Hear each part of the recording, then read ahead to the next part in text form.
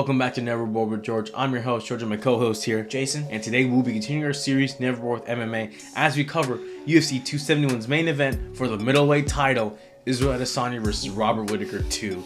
Guys, this fight has a lot of insane stuff to look forward to. We've had two champs, one former and current champ, meeting once again to see who's the baddest middleweight of all. And my God, guys, since the last time they met, both have had tremendous floors and both have improved significantly throughout that time.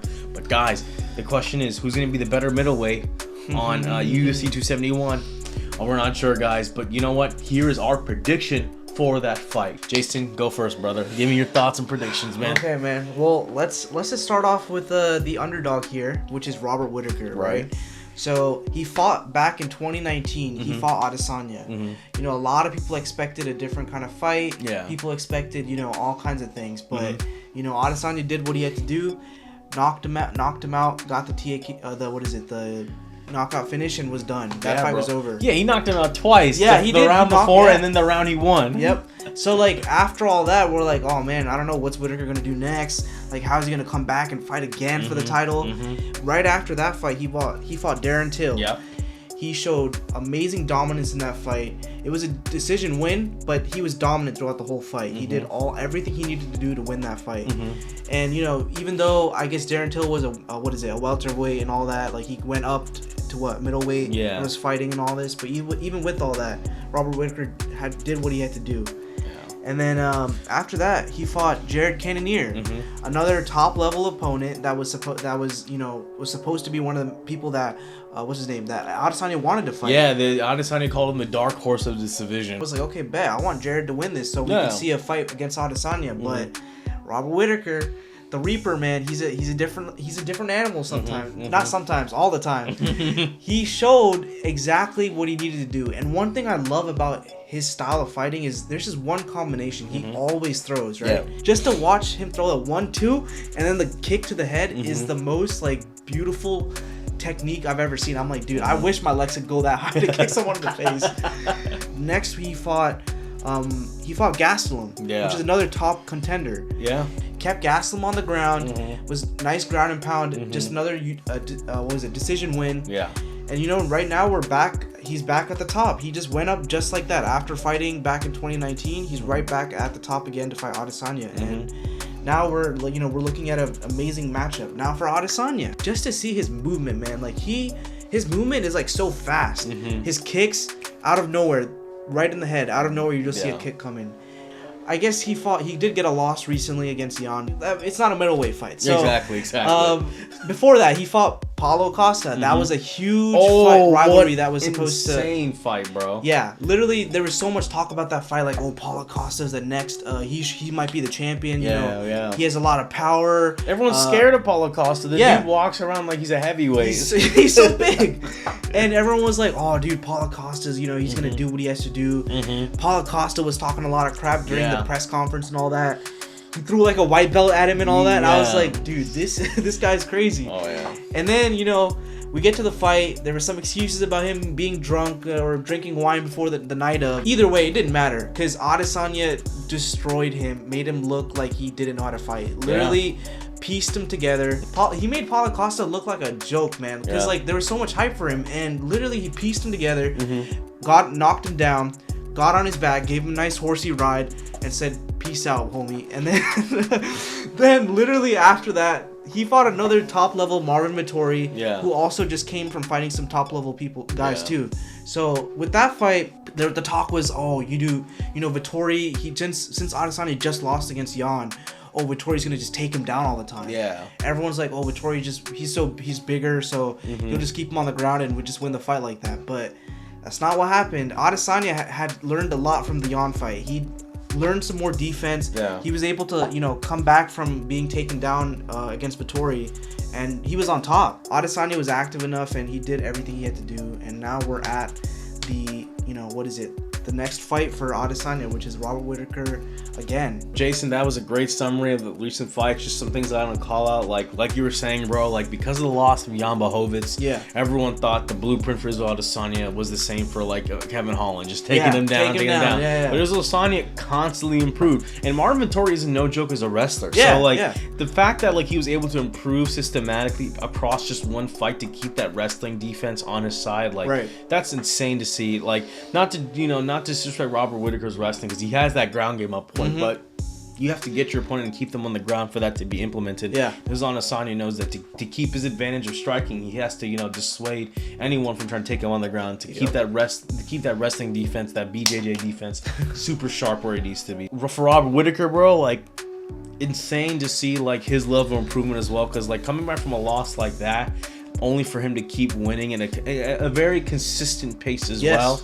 Even though, I mean, say what you want, yes, the sport's exciting with knockouts, but a dub's a dub. Decision wins are a win for a reason, like, and every time we saw him fight, it wasn't like it was unclear who he won, and maybe with the exceptions for when he fought against Jared Cannonier. But even then, once you saw like the level of dominance as the rounds kept going, Rob Whittaker showed that his skills, his experience are what makes a difference at middleweight. So that was great, great analysis overall. Here's our official prediction for the fight. Jason, you want me to go first? Yeah, go ahead. All right, I'm not saying Robert Whittaker can't win. I just think he won't win this time. and here's why. I think. Let's discuss Robert Whittaker's keys to victory, right? He's a well-balanced fighter. Like, he can strike as much as he can wrestle, ground and pound, all that stuff. When it comes to Israel Adesanya's improvements on the feet, as well as on wrestling and defense as well, Israel Adesanya has made those improvements. And unless Robert Whittaker is able to initiate the takedown and finish the takedown at the center of the octagon, not even close to where the fence is, then that's his chance to get some points and to tire Israel Adesanya. No matter what game plan is going to be taking place, if Robert Whittaker takes the wrestling towards the fence or towards the clinch control, Israel Adesanya is going to get out of it and keep that energy and keep piecing him up. Even if Robert Whittaker can even attempt those takedowns at the center, I just think Israel Adesanya can stuff them really well. His defense has improved as the fights kept going, especially after that loss from Jan. Like, he knows that power can be a thing. So he's been improving his wrestling defense and technique from that. I just think Israel Adesanya is so good as a striker and his wrestling defense that he knows that the money comes from the striking as long as he keeps him on the feet. It's his game overall. I mean, Marvin Vettori tried to do the same thing. Like, he did. All the wrestling, and all it ended up was Israel Adesanya going to the fence and coming back up using the fence. Even when he had him towards the center with that rear naked attempt, Israel Adesanya showed some basic defense, but shows that the fundamentals are key. If you're calm, you can win those wrestling exchanges. If you know what you're doing, keep calm and trust your training. Robert Whittaker I don't think is going to be able to outstrike him. So the striking goes to him, and if you can't take him down, Israel Adesanya is not going to be willing to be taken down. Has improved his defense instead. I really think unless Robert Whittaker really establishes the takedown and those leg kicks at the center of the octagon, I don't know if he has a path to victory like Israel Adesanya does. So my official prediction is, I'll say around. Israel Adesanya was able to knock him out before, but I think this will go to a decision win. I think this will be a decision win for Israel Adesanya. Okay, man, that's interesting, because I'm actually gonna agree with you. I was like, what? No way. Yeah, no, dude. I mean, basically everything George said is basically facts. Like, there's not really, like, we can't take anything from Whittaker, because he's an amazing fighter. He's done a lot to come back up here.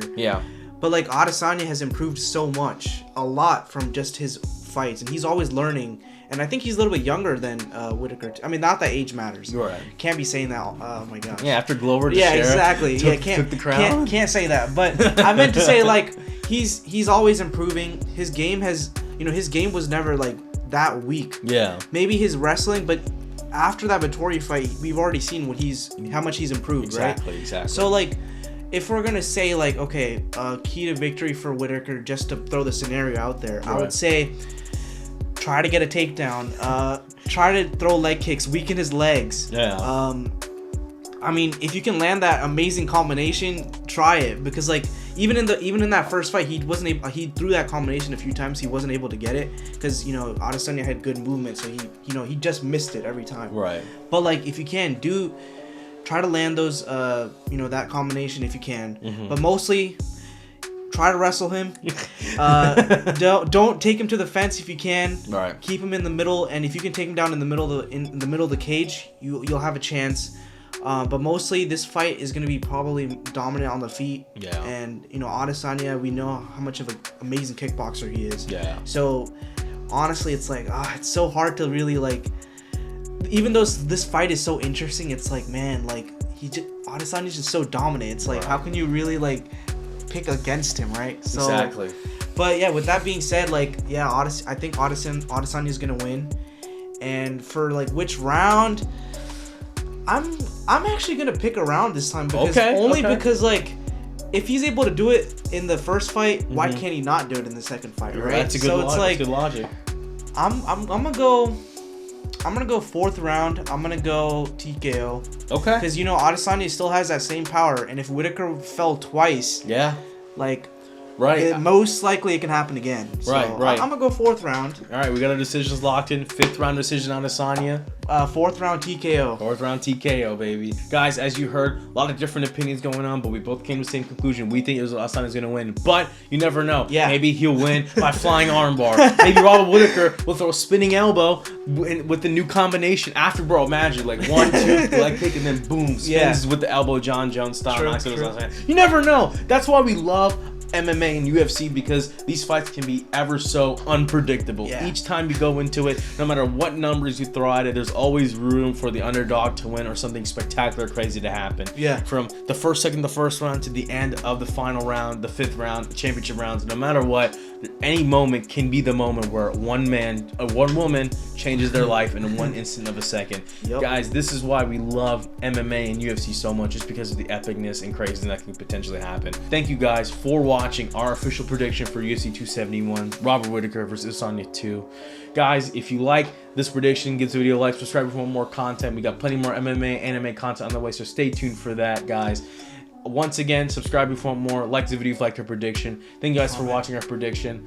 Oh, guys, comment below. What's your prediction for this fight? Who do you think is gonna win against Adesanya versus Robert Whittaker 2? And also, while you're at it, throw in some of outlier predictions for the rest of the card as well in the comments. We love to know more and get your guys' opinion on how this fight's gonna go.